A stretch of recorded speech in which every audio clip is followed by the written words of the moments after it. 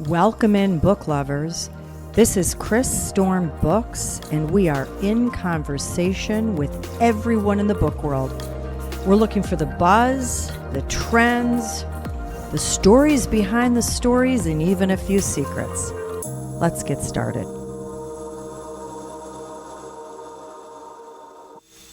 Welcome back, book lovers. We are very excited because we have a repeat author with us here today, coming all the way from the UK. Welcome, Alex Hay. So happy to have you back again. Thank you so much. I am beyond thrilled to be back here. Thank you. And we're very happy that you have another book out. I'm going to show the cover for our YouTube. It's The Queen of Fives. I absolutely adored it. So did Kristen. We're going to have a lot of fun talking about this one.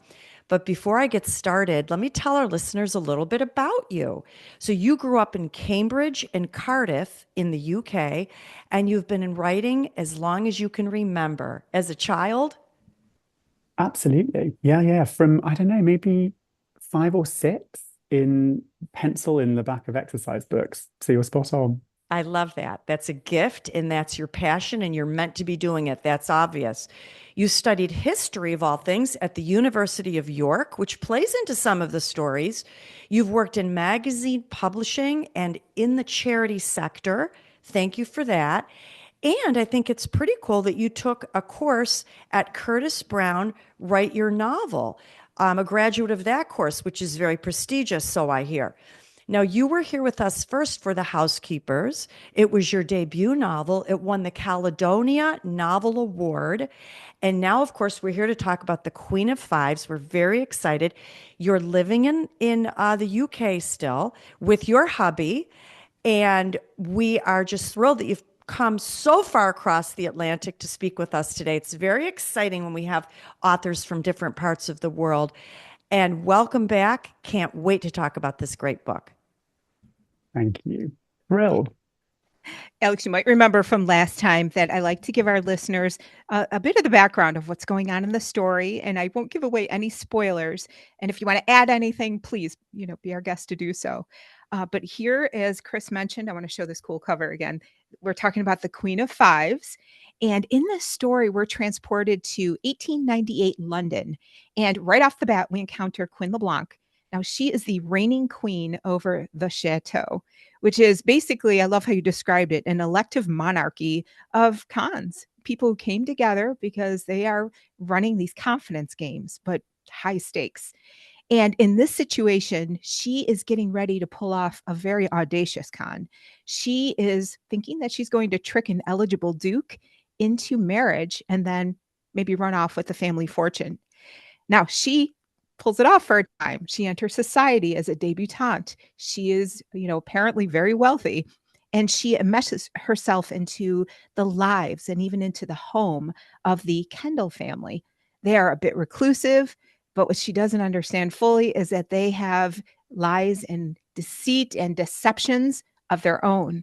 And pretty soon she is locked into this web of, I want to say love and loyalty and deception, of course. Do you want to add anything to that backdrop? No, Kristen, as ever, I'm scrunching in and loving your description of the plot. You do it so well. I think that was perfect. Awesome. Yes, and you wrote it so well, and our listeners are going to love this juicy little story. I really enjoyed Quinn. She was the current Queen of Fives. She was the master of deception and manipulation. But as a student, Mrs. Arley warned her, Quinn, you lack foresight. You operate here, pointing to the heart. But then Mrs. Arley pointed to her brain. This is where your finest machinery is located. But then Quinn replied, I'm not a machine at all. We rooted for Quinn throughout the story. And I had to ask you, as the creator of Quinn, is this why? Because she was willing to think a little bit more with her heart. We didn't just see her on a quest to win. Maybe it was a weakness, but we grew to love her because of it. Great question. And I think you are spot on. And certainly for me, writing Quinn, who is my reigning Queen of Fives, famed for her ability to lift a man's fortune, with 5 moves in 5 days, who has been carefully and precisely educated in the academy that you just mentioned in that quote. She's grown up with the artistry of the con sort of in her blood. But what I found when researching real life confidence schemes and swindles of the 19th century is after a while, you kind of go, well, so what? What's the point? And I think for me, trying to find a way for Quinn to have a certain morality to what she was doing and a code of conduct to operate by suddenly gave all of her games so much more resonance for me and was so much more satisfying to launch off on into writing. And I think the other question I was asking myself was, well, what's it like to be 26, ferociously well educated, with an entire court in your household in Spitalfields to provide you with all the costumes and tricks required to shift skins as easily as breathing? What's the joy of that? But what's the cost as well? And actually, what happens when you start bumping up against yourself, your real self, even while you're in disguise? And so all of that was sort of mixing around in my mind when sort of discovering Quinn and discovering her game. And I'm glad to hear you say she has a heart, because I agree and I love her. And I think that's at the root of the story, her quest to do what she thinks is right, and whatever the cost, kept the pages typing along for me, and I hope turning for you. So hooray. Yes, and I loved some of the rules in the rule book. One in particular, that her mark must be of immoral character. And that added a little twist to it, a little bit of a Robin Hood twist, that not only am I conning someone, but I may be getting revenge that someone else deserves, and I may be doing a little good for society as a whole. I agree. I mean, you and I should set up our con artistry business together, because I think you are quite right. That's the way to do it. I mean, I adored creating Quinn's rulebook, and in fact, creating her whole household. So the chateau that you mentioned, tucked away in Spitalfields, relies on this code of conduct to not just keep its jobs running smoothly, but to give meaning to all of the people who operate within that household. And designing the sort of art of those 5 moves and their very precise steps, almost like a dance that the con artist would follow, was so satisfying for me, because it was great fun in the background to write the sort of waspish, slightly censorious voice of the original author of the rule book, who is very, very clear on what's okay and what is not. But of course, Quinn knows that she'll take and adapt any elements of the rule book to do what she thinks is right, sometimes to her own peril. So yeah, loved that. Me too. Alex, I want to dive into that a little deeper, because the house in Spitalfields, the chateau, was described as a humble old house. And on the outside, it blended into the neighborhood and it didn't call attention to itself. But on the inside, as you mentioned, there were these intricate rules and even intricate rooms to keep it all running smoothly, the whole con. And I wanted to ask you if that was maybe a metaphor for Victorian society. Is it a metaphor for running a con? Oh, that's a very astute question. And I think you're spot on that there's something about the rigidity of Victorian codes of conduct that are translated into the chateau and the way the chateau operates. And I think beyond that as well, I was sort of imagining Quinn is the queen of her court, and courts rely on ceremony in order to function. And within that ceremony, the courtiers understand why they're there and what they're trying to achieve, and closeness to the crown and influence is everything. And the rule book was sort of, I suppose, inspired by 2 things. First of all, some of the true tricks of a confidence scheme, but also thinking about some of those, and you mentioned at the start that I did a history degree many, many moons ago, thinking about some of those big, hefty volumes of rules and ceremonial that used to underpin life at a royal court. I loved the idea that the Queen of Fives, the original Queen of Five, whoever she was, when she landed in Spitalfields in the 1790s and established her court in this criminal underworld, would have enshrined all of the behaviors of her courtiers within this book, and would have set out very clearly for them, here's how we do it, and here's why it matters. So that for me, I suppose, was as much a sort of symbol of the period, as you rightly say, but also just me having a very delicious time trying to give structure and framework to the game. But also, I suppose, the thing I would add was there was a bit of a plot imperative there, which was what I really enjoyed setting off on this book was the idea that, to your point earlier, Kristen, the stakes are quite high. How is it possible that Quinn LeBlanc can choose to target the wealthiest and most powerful family in Mayfair and defraud them within just 5 days? How is she going to do 5 moves in 5 days at that level? And how is she going to use every tool in her toolbox and really dig deep into the core codes of the rule book to pull that off? So that's where all of that I think was coming from. Yeah, that was really cool. And I'll tell you, I also saw an allegory in the natural world, and that is the idea of a beehive, where on the outside, we don't necessarily see the intricate rules, all to keep the queen running and to keep her alive and to keep her, in charge. So I thought that was really so neat. true. So true. I think I screamed last time, "Are you in my brain?" And the last time we spoke, and I need to scream it again. You are so spot on. You're spot on. And I love actually the idea of the honeycomb and all these different sections being held together. And as you rightly say, just the protection of the queen at the very center of it all. But all those workers are doing their own piece in the puzzle is so, so key. But of course, within this book, as within the Hive, when some of those players start to go off in their own directions, or when we suspect that there's somebody else rivaling the queen for her own supremacy, all hell breaks loose. So you are spot on, as ever. I love that. I also loved all the secrets in this book.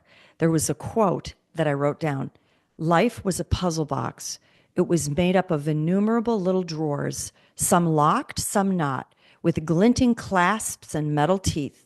The reader understood that almost every character had a secret past, secret desires, secret hopes, including the entire Kendall family. And I had to ask, as the author, why were some secrets their strength, but others seemed to be their downfall? And at one point, the reader was very aware that maybe we're not always honest with ourselves in life. Well, I love that you've pulled out that quote. Thank you. It was a sort of treat to me when writing the book to structurally think about it almost like my own Victorian puzzle box, those sort of veneered, cleverly layered, cunningly constructed boxes full of secret drawers, and to sort of have that in my mind almost as a sort of symbol of how I wanted the plot to operate, because it is quite layered. And I think the thing about secrets, I suppose, is it sort of could go either way, couldn't it, to answer your question? So if you reveal yourself to somebody you trust and you give your secret away, you could be set free. And there are certain characters in this story, without giving anything away, who have disclosed hidden sides and dimensions of themselves to others. And in some cases, they're rewarded for it, and in some cases, they're deeply betrayed. And so I think that's the ultimate risk, isn't it? Because humans are humans, and some secrets are better kept for the sake of safety. But I think to sort of fully answer your question as well, I think there's sort of levels we all have to deal with, and the characters in this book are dealing with of their lives. We've got people who are rich but don't feel free. Characters who are high in status but very low in safety. And so within those contradictions, they're having to hold back pieces of themselves in order to protect themselves, but also, of course, sometimes to gain the upper hand. And what I really enjoyed in this book was the idea of not just my con artist, but her marks as well, constantly flipping, not just their identities, but also their roles within the story, so that they could play with, trick, and flip each other, either to protect themselves or protect others. And I will tell you truthfully, writing the book, which I really embarked on, feeling forced to throw in my plan, was as much a case of sort of detective work for me, of working out, okay, well, who can I trust here? and who is telling the truth. And I didn't really know until the latter stages of finishing and writing the book who I could really count on. And I hope the reader has that slight sense of anticipation too, going through the story.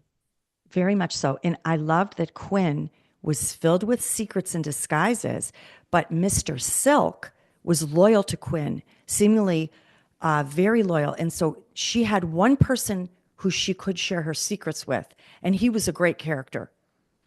Oh, I'm glad you mentioned Mr. Silk. I loved Mr. Silk. Do you know, in the first draft, Mr. Silk was called something else. He was very dense, very dry, just a very difficult person. And I really detested writing him. And that was probably when I had about 10,000 words. And I thought, this is not working. This guy's miserable. And chucked it away and sort of started again. And Mr. Silk appeared very organically. And I can really see him with his sort of shining bald head and his very punctilious outfit and his constant paranoia and his longing to be able to still get a very economical slice of roast beef on Beak Street. I really felt him, and as a sort of compatriot to Quinn, who's so much younger than him and so different, and her energy is so much more dynamic and keen to take risks than him. I just loved seeing them play off against each other, and in some ways, I think he's very much the heart of the book. And he and Mrs. Airlie, who you mentioned at the beginning, who was Quinn's tutor at the academy, again was somebody who, on the surface, is extremely rigid and has almost absorbed the rule book and implements its rules so firmly, but has a hidden dimension and her own vulnerabilities and her own love for Quinn as well. So just building that chosen family within the chateau, bound not just by the rules at the end of the day, but by their love for each other and what they do, was such a joy to create. Loved it. Alex, I want to ask you about something else. One of the rules in the Chateau's rule book was this. I'm going to quote it. Prolonged deception rotted the soul. Now, the writer of that knew that well. And I wanted to ask you if at any point in a deceptive scheme, does a deceiver need to convince herself of the lies that she is telling? How does she deal with that internal dissonance? Ooh, the cognitive dissonance of fraud. Oh, what a wonderful question. I mean, having not committed any huge long cons myself, I can only speculate. But I think what I was trying to get at in that line was the idea that the original Queen of Fives deliberately sets a time limit on the length of a con. It cannot go on any longer than 5 days, because if you keep pretending to be someone else, eventually you'll sort of lose the real you, and then you're lost. And I was thinking a little bit about, I don't know if you've ever heard those stories of soap opera actors who are in it for so many decades that they just sort of become their character and they're gone. And I think that's really interesting, actually, that if you act long enough, you do sort of warp your reality. And I think that's really what the rule in the rule book is sort of trying to ward against. But your question, which is, do we all need to deal with dissonance internally, is a really wise one. And I suppose we do, don't we? Because as we look around ourselves in our world and see contrary opinions or injustice or things that we would like to right that we think are wrong, we inevitably have to work out whether we're right or someone else is incorrect, or whether we've got it upside down ourselves. And I can see the characters in this story who are at a kind of anxious point in their history, who are still wrapped up in all the textures and tones of the 19th century and high Victoriana, but are feeling the anxiety of a new century coming, and are trying to work out what their place in it might be. They are, I suppose, trying to pass their own judgments internally to make sure that they're doing the right thing and making the right choices, as we all do. So I suppose that need to constantly interrogate yourself is eternal. Yeah, I can see where, the rule book functioned as almost a moral code. And it was making me think about the fact that, is having a moral code in and of itself enough? Or does that moral code have to also be true and right? right? Well, Is it enough? yeah. I think that's such a great question. I mean, I suppose ultimately it's not enough, is it? Because as much as I loved writing the rule book, at the end of the day, it is fraud. It's rules to help you lie and tell those lies successfully and do so in an artful and interesting and elegant way towards people the rule book deems worthy of that fraud. But it is still a trick. And so I think there's a moral question there, which the characters in the book have to ask, which is what is the point? And are we doing the right thing or not? And I really enjoyed that. And I think, it's also worth bearing in mind that I've deliberately situated this novel in towards the end of the 19th century and have played on some of the tropes of late Victorian sensation fiction that I so adore. So the sort of doubleness and degeneracy and illicit desire that you find in everything from The Woman in White to Dr. Jekyll and Mr. Hyde, all of those tropes of doubleness, all for very urgent and difficult, and people are trying to work out what's the right way to live and order our society. And I suppose the chateau in its sort of humble way is part of that whole bigger project. So yeah, a moral conundrum for me that I shall have to ponder further. Well, we just absolutely loved this story, The Queen of Fives. And you put so much thought into, not just the history and the motivations, but, really the thrill and the fun of it that comes across loud and clear. And of course, in this discussion, it came across loud and clear. But that's why these books are so entertaining as well as thought provoking. I love it. Thank you. Before we let you go, Alex, can you share a little bit about maybe what you're working on next? Maybe just a clue? Yes. So I am writing book 3 at the moment, which is in sort of still fairly early stages. But what I will say is, I think for me, the core story I will always want to write is a big house and a bad family. And both the housekeepers and the Queen of Fives sort of play with that theme. And I would be lying if I didn't say I think book 3 has, again, a very big, opulent building and a very complicated cast thrown together within it. And many a perilous mystery shall there unfold. But I suppose that's all I can say for now. That's enough. We look forward to it. And we obviously hope you come back on our show. We love having you. Love I it. adore being here. You know I love this Love it. podcast so much, and it's so wonderful to see how many more people are finding the bookstore all the time. So hooray. Yes. Yay. And I'm going to tell our listeners too how to get in touch with you. You have a wonderful website. They can find you at alexheybooks.com. You've got a newsletter. You're on Instagram, on X. And, again, I hope they do contact you. I hope that they pick up this book. I know they will. We think it's going to be a great seller. And thank you again. Thanks, Alex. So good to Thank see you you so again. much. So good to see you both. All the best for now. Bye. Bye-bye. It's so great to see Alex Hay again, all the way in the UK. And I just love his books. It reminds me a lot of these big Netflix series that are going on right now. We're talking about the history and the Victorian times and everything that was going on in England. And we're sort of infatuated with this right now. But he adds a little humorous and witty spin to all of his stories. And I just loved it. What did you think about, this was an interesting quote, and I didn't have time to work it in. Tor said, "You should not change yourself for anyone." This is another deep moral, mysterious code because they were, but yet maybe they weren't at the heart, which goes back to your question about the rule book in some way. Yeah, I think it goes to this idea of your outward identity versus the core of who you are, because all these characters may have changed their outward self, but ultimately we came back to who they really were. And so I thought that was a really great quote.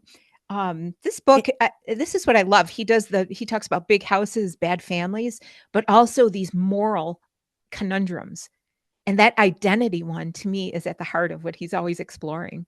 I was really very intrigued when he said, if you pretend you're someone for too long, even an actor, you don't realize you are becoming that person.